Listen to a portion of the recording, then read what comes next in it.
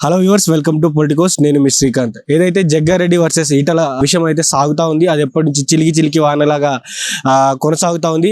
పరస్పర దాడులు మాటల ద్వారా కానీ ఇటు ఇండ్లపైకి వెళ్ళడం కూడా విస్తృత స్థాయిలో జరుగుతుంది. ఈ రోజు కూడా చాలా కార్యక్రమాలు జరుగుతున్నాయి ఇరు పార్టీల మధ్య. సో దీని గురించి మాట్లాడడానికి మనతో పాటు ఉన్నారు గడ్డం సాయి కిరణ్ గారు. సో వారితో పాటు మాట్లాడి తెలుసుకుందాం. ఈటల రాజేందర్ గారు ఒక సందర్భంలో హైడ్రా అనేది సంస్థ ఏర్పాటు చేసి రోజు ప్రజల్ని భయాందోళన గురి చేస్తూ ఉన్నారు.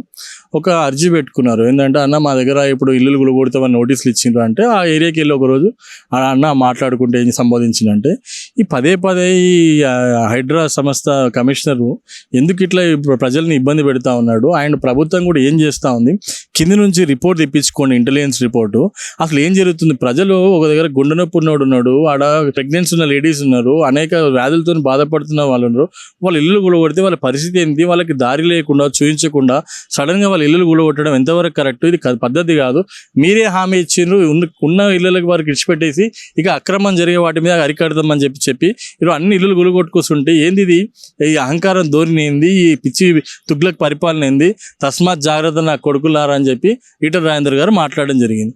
దానికి ఆయన జగ్గారెడ్డి గారు ఆయన ఏం మాట్లాడుతుండో, ఒక శాసనసభ సభ్యుడు, ఆయన 19 ఏళ్ళకే మరి కార్పొరేటర్ అంట, మరి ఏం విఘ్నత నేర్చుకుండో, ఏం పద్ధతి నేర్చుకుండో, మరి ఇన్ని రోజులు ఏం రాజకీయం చేసిండో కానీ ఇంకా రౌడీ రాజకీయాలు పోతలేనట్టుంది. ఇంకా అందుకే సినిమాలు కూడా తీసుకుంటూ ఆ సినిమా ఫెయిల్ అయినట్టుంది. ఆ సినిమా ఫెయిల్ అయిన దాంట్లో మరి ఆ చిప్పు ఫెయిల్ అయినట్టుంది. ఆయన లోపల ఇష్టం వచ్చినట్టు మాట్లాడుతూ ఉండవు, అదే నాకు కనిపిస్తూ ఉన్నది. ఎందుకంటే తస్మాత్ జాగ్రత్త మిస్టర్ జగ్గారెడ్డి, ఆ మాటలు వెనక్కి తీసుకోవాల్సిన అవసరం ఉంది. నువ్వు గాండు బట్టలు ఇప్పిస్తాయో రకరకాలుగా మాటలు మాట్లాడుతూ ఉన్నావు.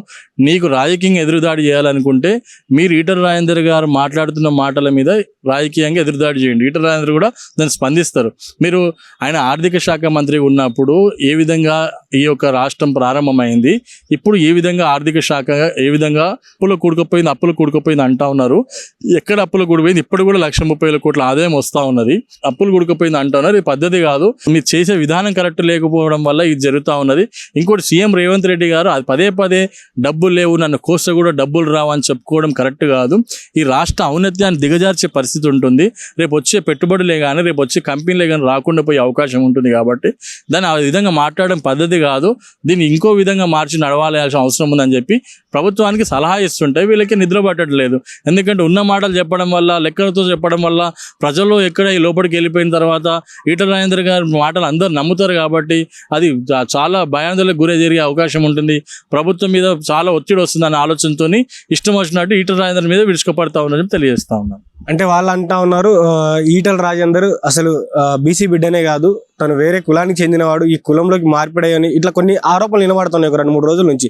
ఎట్లా చూస్తారు దీన్ని? అంటే నేను కరెక్ట్ విన్నాను. మహేష్ గౌడ్ గారు మాట్లాడితే ఏమన్నారంటే ఈటల రాజేందర్ రెడ్డి ఆయన బీసీ ఏ కులమైనా అని వక్రీకరిస్తూ మాట్లాడి, నేను అడుగుతా ఉన్నాను, నిజంగా మహేష్ గౌడ్ గారు మీరు బీసీ బిడ్డ, మాకు మంచి గౌరవం ఉంది, నీకు చిత్తశుద్ధి ఉంటే ఈటల రాజేందర్ రెడ్డి అని సంబోధిస్తున్నావు కదా, ఇప్పుడు ఆయన ఎంపీ కాన్స్టిట్యున్సీలో అభివృద్ధి కార్యక్రమాలు జరుగుతుంటాయి కదా, ఆ శిలాపలకం మీద ఈటల రాజేందర్ రెడ్డి అని కొట్టిపేయగలుగుతారా మీరు? అధికార పక్షంలో మీరు ఉన్నారు కదా, శిలాపలకం మీద ఈటల రాజేందర్ రెడ్డి అని కొట్టిపేయగలుగుతారా?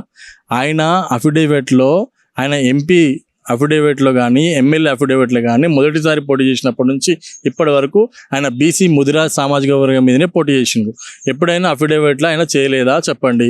ఆయన వాళ్ళ అన్నయ్య వైస్ ఛాన్సలర్ ఉన్నాడు, వాళ్ళ అన్న కూడా ప్రొఫెసర్గా ఉన్నాడు, వాళ్ళ అన్న వాళ్ళు అడిగిన ఉస్మాన్ యూనివర్సిటీలో ఎవరు అనేది చెప్తారు ఉద్యమం గురించి. ఆయన ముదిరాజ్ బిడ్డ క్లియర్గా అందరు తెలిసిన విషయమే. దాంట్లో మళ్ళీ మీరు వక్రీకరించి, ఆయన ఒక రెడ్డిని పెళ్లి చేసుకున్నంత మాత్రం మీరు ఇంత వక్రీకరించాల్సిన అవసరం ఉందా? నేను మిమ్మల్ని అడుగుతున్నాను, మరి మీ యొక్క రాహుల్ గాంధీ ఏ కులము? మీ రాహుల్ గాంధీ ఏ కులము, ఏ మతం అసలు? ఎందుకంటే మీరు తెలుసు, ఇందిరాగాంధీ గారు ఎవరిని చేసుకుంది? ముస్లింని చేసుకుంది. మరి రాజీవ్ గాంధీ గారు ఎవరిని చేసుకుండు? క్రిస్టియన్ చేసుకుండు. మరి ఈ రాహుల్ గాంధీ ఎవరి కులం, ఏ మతం? నేను అడుగుతున్న సమాధానం చెప్పమని మహేష్ గౌడ్ని. మనకి ఇవన్నీ అవసరమా? ఈ కులాలు మతాలు ఇవన్నీ అవసరం. కుటుంబం యొక్క ఆలోచనలు మనకెందుకు? ఇక్కడ కుటుంబ పరిస్థితులు మనకెందుకు? ఇక్కడ నేను అడుగుతాను ఏంటంటే నీ యొక్క అభివృద్ధి ఎందుకు జరగట్లేదు, నీ 6 గ్యారెంటీ ఎందుకు అమలు అవుతలేవు, కేసీఆర్కి ఇస్తానటువంటి కేసీఆర్ దగ్గర 1,00,000 కోట్లు అక్కిస్తాను ఎందుకు అక్కిస్తలేరు, కేసీఆర్ 10,000 ఎకరాలు తిన్నాడని చెప్పారు, ఎందుకు 10,000 ఎకరాలకు కబ్జా చేసినని చెప్తారు, ఆ 10,000 ఎకరాలు ఎందుకు తీసుకుంటలేరు, అసలు కేసీఆర్ని అరెస్ట్ చేస్తున్నారు ఎందుకు అరెస్ట్ చేస్తలేరు, అది కేటీఆర్ని అరెస్ట్ చేస్తారు ఎందుకు అంటే ఇవన్నీ మీరు లోపాయుక్తంగా లోపల అయిపోయినాయి కాబట్టి మీ ఇద్దరు కుమ్మక్కై ఒకటై బీజేపీ మీద ఇరుచుకుపడతారని చెప్పి తెలియజేస్తా ఉన్నాను. Please subscribe to the channel and download the Politicos app from the links in the description.